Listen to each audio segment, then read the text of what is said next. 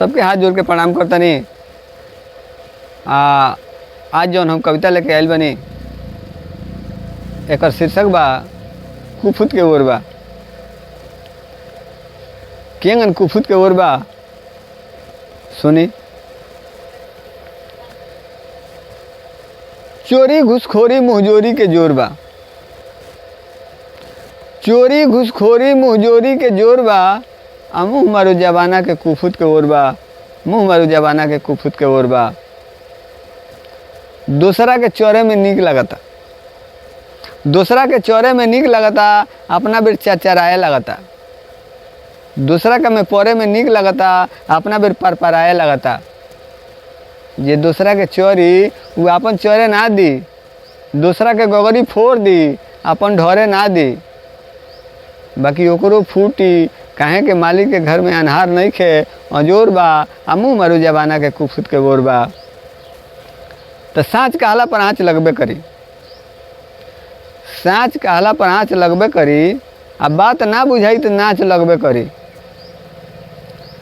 साँच कहला पर आँच लगबे करी। अब बात ना बुझाई तो नाच लगबे करी।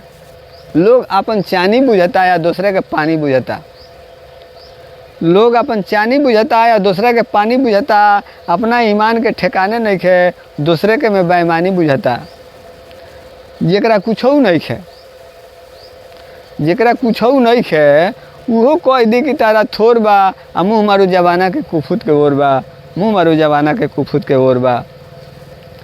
केकरा के कहीं कि दूध में के धोवल हो। केकरा के कहीं कि दूध में के धोवल हो। अपना नुकसान पर के ना रोवल हो। लोग आपन राखे के चाहता जात के। लोग आपन राखे के चाहता जात के या दूसरा के खाए के चाहता बांट के। आपन करनी अनहारे गईल आ दूसरा के लौकत अजोर बा। मुँह मारू जबाना के कुफुत के ओर बा। मुँह मारू जबाना के कुफुत के ओर बा। मनही में मोइल बा। मनही में मोइल बा। चंदन लिलारे पर घर में खर्ची ना कुर्सी दुआरे पर। मनही में मोइल बा। चंदन लिलारे पर घर में खर्ची ना कुर्सी दुआरे पर। ऊपर से बाज एकर बड़े बड़े बात। ऊपर से बाज एकर बड़े बड़े बात। आ भीतर से देखला पर बरुआ बुझात।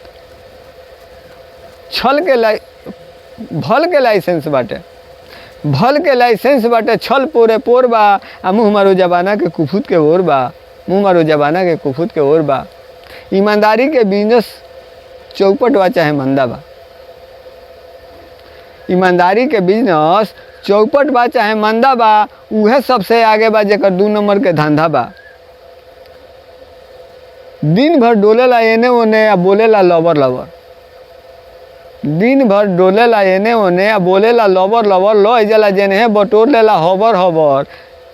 बड़का छू न रह देखे में गोर बा। मुँह मारो जबाना के कुफुत के ओर बा। मुँह मारो जबाना के कुफुत के ओर बा।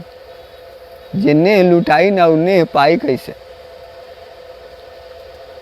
जे नेह लुटाई ना उ नेह पाई कैसे। भाव होखबे न करी तो सौदा बिकाई कैसे। आजकल व्यापार के जमाना बा। आजकल व्यापार के जमाना बा। सूरत और शौक सिंगार के जमाना बा। जे नखड़ा से नाचता ओकर चारू ओर शोर बा। मुँह मारू जबाना के कुफुत के ओर बा। मुँह मारू जबाना के कुफुत के ओर बा। ढेर लोग लागल बा कविताई में। ढेर लोग लागल बा कविताई में। केहू कहता बड़ाई में आ केहू कहता बधाई में। केहू कहता धीरे धीरे आ केहू कहता अगुताई में। मोतीलाल मोहिया के कविता बेजोड़ बा। मुँह मारू जबाना के कुफुत के ओर बा। मुँह मारू जबाना के कुफुत के ओर बा।